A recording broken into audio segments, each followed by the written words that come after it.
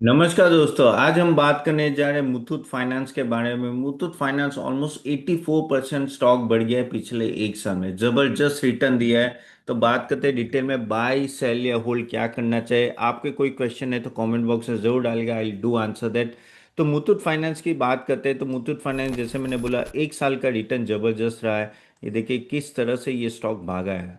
One of the best performing stock in NBFC.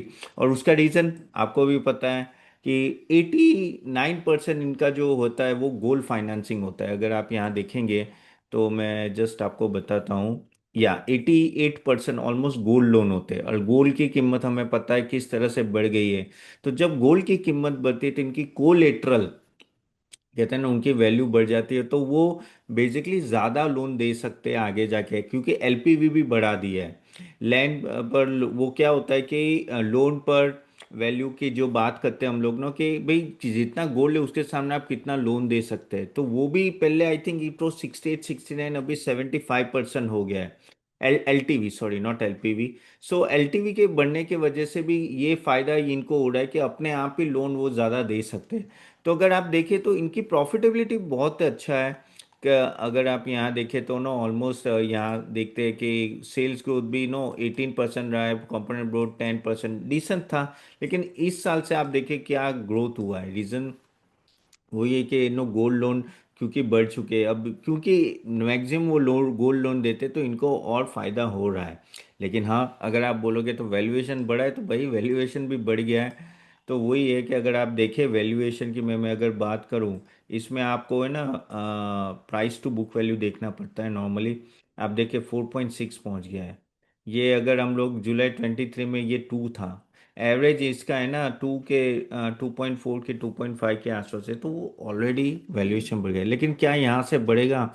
देखिए यहाँ main वही है कि आपका ग्रोथ कैसे होता है, बहुत कुछ डिपेंडेंट होता है उस पर। क्योंकि अगर हम लोग कंपैरिजन भी करें कि for example net interest margin भी गए तो अच्छा है, 12% है। एलटीवी जो मैंने बोला था, ओके, ये एलटीवी अगर आप देखें तो ऑलमोस्ट 62% है, जो गवर्नमेंट ने 75% कर दी है। ओके, तो और आप लोन दे सकते हो आपका गोल्ड जिसके सामने। तो क्योंकि आपका कोलेटरल का ही वैल्यू बढ़ गया है, तो इनको लोन और दे पाएंगे, तो लोन ग्रोथ अच्छी होगी। लोन ग्रोथ शायद 25 to 30% आगे के समय पे रह सकती है।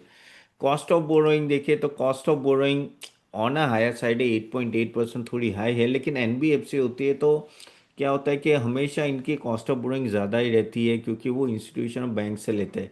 लेकिन क्योंकि फॉलिंग इंटरेस्ट रेट सिनारियो है, तो उस तरह से मुथूट फाइनेंस को वहाँ डायरेक्टली फ़ायदा होगा। अगर कॉस्ट टू इनकम रेशियो भी देखे तो कोई 22% है, जो ज़्यादा नहीं है, ठीक ठाक है। एनपीए की मैं बात करूं अगर, तो एनपीए देखिए, ये मन्नपुरम से मैंने कंपेयर किया है बेसिकली। तो एनपीए ऑलमोस्ट 1.21 है, मन्नपुरम का ऑलमोस्ट 2.6 है। ठीक है, वही वही प्रॉब्लम है मन्नपुरम और जो मुथूट फाइनेंस में ना, मुथूट फाइनेंस के एनपीए बहुत कंट्रोल में है। 1.26 ऐसे एक्सेलेंट नहीं कहा जाता, क्योंकि देखो काफ़ी सारे एनबीएफसी के 0.5 0.6 के आसपास रहते हैं। इसका वन ऑलमोस्ट डबल है। लेकिन कंपैरेटिवली आगे जाके ऐसा लग रहा है कि एनपीए कम होंगे। एयूएम देखे, अगर एयूएम भी देखे तो देखो किस तरह से ये मन्नपुरम के सामने, अगर मुथूट फाइनेंस का ग्रोथ देखो जबरदस्त है, अभी 3 गुना है।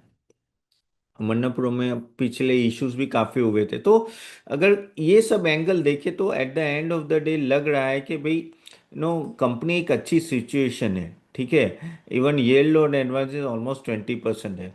लेकिन अब क्या आगे जाके ये बढ़ेगा क्या? ये वैल्यूएशन जो ऑलरेडी पीक पे है, यानी कहते हैं ना कि बढ़ गया है, ऑफ कोर्स प्रॉफिटेबिलिटी बढ़ी, तो क्या ये यहाँ से और बढ़ सकता है? देखो यहाँ से एक स्टॉक, एक चीज तो मैं कहना ही चाहता हूँ कि हाँ भाई, स्टॉक तो एक्सपेंसिव है, उसमें कोई डाउट नहीं है। लेकिन मेन थिंग हमें आगे के ट्रिगर कैसे वो देखना है। क्योंकि जो लोन ग्रोथ जो उनका है, वो अगर अगर 30-35% से होगा तो ये कहीं ना कहीं जस्टिफाई हो सकता है। लेकिन अगर लोन ग्रोथ थोड़ा भी नीचे आया तो फिर प्रॉब्लम हो जाएगी। और यही प्रॉब्लम होती है इन सब कंपनीज की, क्योंकि क्या है देखो, उनके जो दूसरे सेगमेंट है, जैसे मैंने आपको बताया एमएसएमई लोन और वो सब, वो इतना ग्रो नहीं हो रहे हैं। हाँ, माइक्रो फाइनेंस लोन कुछ 5% है, व्हीकल लोन 4। हाँ, वो 20-25% से ग्रो हो रहे हैं, लेकिन वो डायरेक्टली स्टॉक में डायरेक्ट इम्पैक्ट नहीं आएगा। और वो जानबूझ के वो लेस देन 10% रखना चाहते हैं, क्योंकि गोल्ड में आपको कोलेट्रल ज़्यादा अच्छा मिल जाता है, तो इनको दिक्कत नहीं होती है। सो डाइवर्सिफिकेशन सिर्फ थोड़ा स्टेबिलिटी के लिए है, अदरवाइज वो लोग टारगेट नहीं करे, वो ज़्यादा गोल्ड लोन पे ही फोकस रखना चाहते हैं।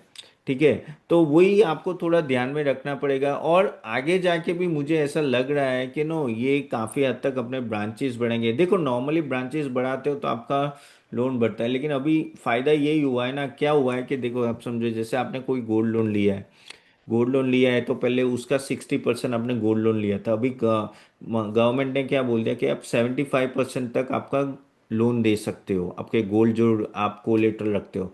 तो वही बंदे को फोन करके बोल सकते हैं कि भाई आप और 15% आप लेना है तो लीजिए। तो क्या होता है कि जो लोन होती है ना, वो एक ही ट्रांजैक्शन में अपने आप बढ़ जाती है, अगर वो बंदा वापस लोन लेता है तो, टॉप अप कराता है तो। और वही है कि आपको यहाँ से इसका फायदा होगा। लेकिन देखिए, आगे जाके क्या ये 30-35% ग्रोथ है? नहीं, जरूरी नहीं है, ये नॉर्मलाइज भी हो सकता है, यानी 15-20% का नॉर्मलाइजेशन भी आ सकता है। तो इसके वजह से आपको थोड़ा ध्यान से रखना है, क्योंकि अगर यहाँ थोड़ा भी अगर नॉर्मलाइजेशन आता है लोन ग्रोथ में, तो ये डायरेक्टली स्टॉक का जो अभी हम लोग 4.6 प्राइस टू बुक वैल्यू देख रहे हैं, वो शायद नीचे आ जाए। So you have to be very very careful. और आगे जाके भी ये लोन ग्रोथ थोड़ा, देखो, ऐसे 30-35% ग्रो होगा, लेकिन लोन ग्रोथ आपको फाइनेंशियल टर्म्स में क्यों कम हो लगेगा, मैं बताऊं, क्योंकि आपका जो बेस है ना वो बढ़ गया होगा।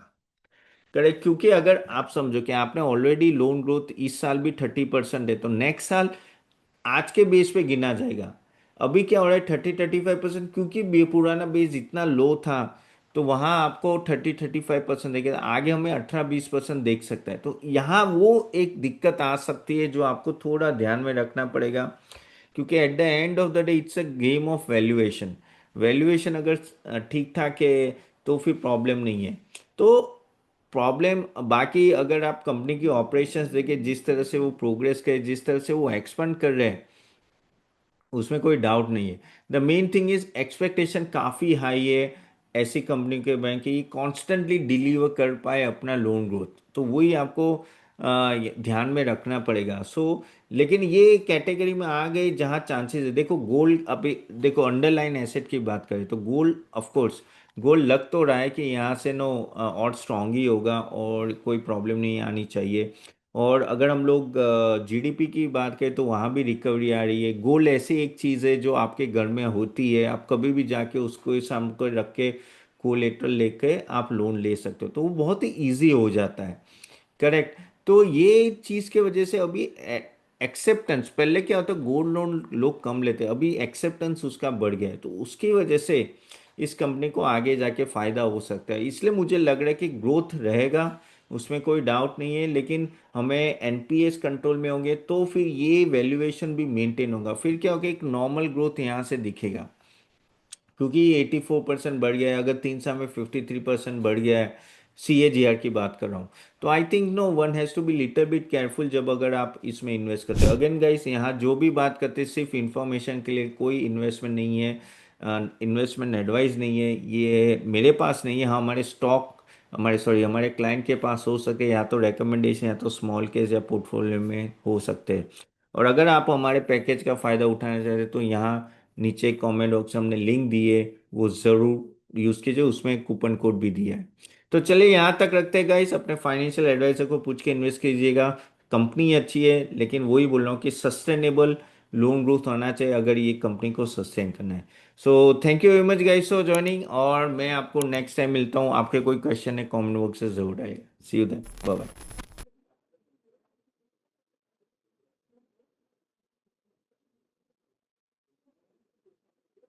Investment in market securities is subject to market risk.